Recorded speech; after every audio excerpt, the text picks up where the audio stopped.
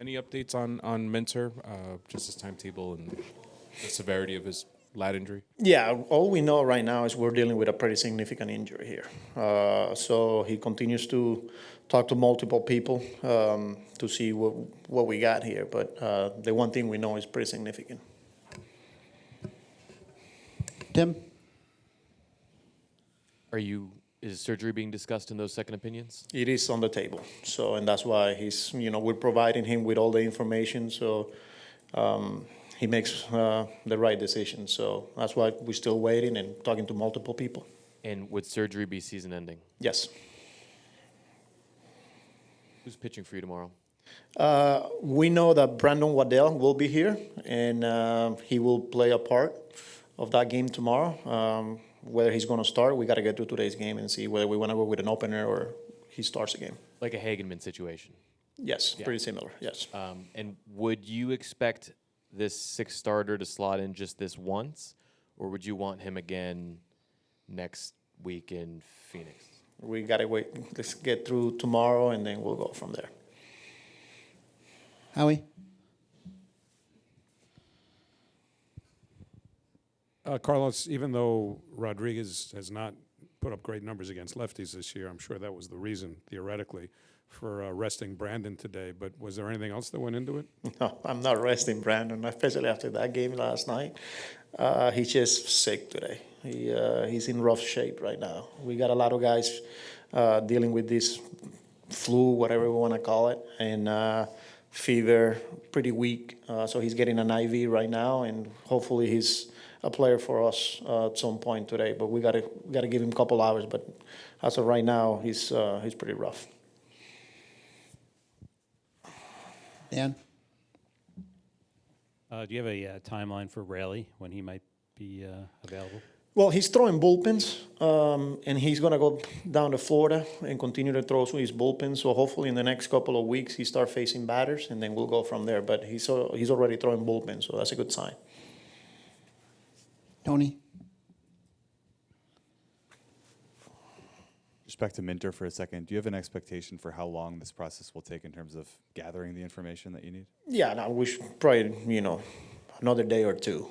So we got multiple people, and then he's obviously got to make a decision here. So he wouldn't need to get more opinions beyond what he's already seeking. Right That's now. no. I think he's just now gathering all the information and making a decision here. If Je- he, if he does not go the surgical route, is it plausible that he could rest and rehab and be back? Yes, that's one of the options as well. So, but again, it's pretty significant here. So, Jerry? Carlos, was Brandon playing through that yesterday, or did this get him after the big game? it's been going on, but I think last night and this morning, that's when he got him pretty good. John? Yeah, I know you guys had faith in the rotation, but a lot of people viewed the rotation as kind of, an iffy spot going into the season. You have a 2.29 ERA. Are you surprised at all? And what do you think about so far?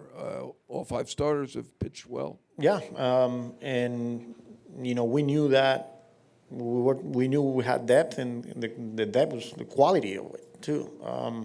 Even when two guys went down early in spring training, we felt good about our chances, and here they are, doing their thing, taking the baseball, knock on wood, and not only that, but giving us a chance to win day in and day out.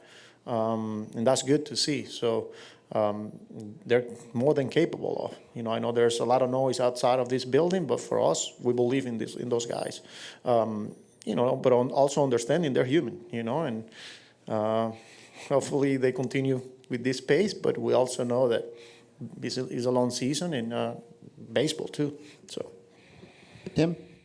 Just to follow up on Minter again, whether he has the surgery or rehabs and is still out for a while, what sort of blow is that to your late inning bullpen picture? Oh, it's a big blow. I'm not gonna lie. He's one of those, not only because of his ability to throw high leverage, but his ability to get lefties and righties. He's a big blow for sure, but guys will step up. Guys will continue to get opportunities, and we got to keep going. Sucks for him, especially going down this early. But again, guys will get opportunities. In the back. Yeah, obviously with the potential loss of AJ for a good amount of time, how much more important does a guy like Max Kranick come into the picture? Another good outing, 12 pitches, struck out a guy yesterday. How valuable does someone like Kranick come into the mix for this really good bullpen? Yeah, and I think regardless of this injury with AJ, he's been super valuable. He's been huge for us, and especially with some of the ways we've been using him. When you probably have to call his name because a pitcher went down. It happened back-to-back outings. And he comes in and he continues to get the job done. We feel good about, a guy like Kranick's getting righties and lefties. We feel good with some of the other righties that we got in the bullpen, that their abilities to get left-handed hitters out. And that's what I said, like, people will continue to get some opportunities, and Kranick's is one of them. Laura. Though it's early in the season, especially with this injury to Minter, how much thought do you put into load management with your bullpen arms in terms of how that'll affect down the line? See, we've done it with all of them, and here we are facing an injury with a guy even that we try and protect big time, trying to give him proper rest, and still went down, So that's why, even as hard as it is to going into a game knowing that you don't have certain guys, whether it's an Edwin Diaz or a Rick Garrett, like, these are some of the things that these early we have to manage, and making sure that you're playing the big picture too. So unfortunate, and we will continue to take care of the guys. Howie. Carlos, is Diaz simply being managed based on workload, or is the hip a little bit of a concern that you're managing that as well? It's just workload. The hip is, as we sit here, it was that day. He got treatment. The next day, it was fine. He called it a camp. It's just more like us managing the workload, not only with Diaz, but especially after what we're dealing with AJ Minter. Like, we have to be. There's been few situations now where, like, Rick Garrett was, we're staying away from here, or Kranick's, like all of them. So that's part of managing 162 plus. So.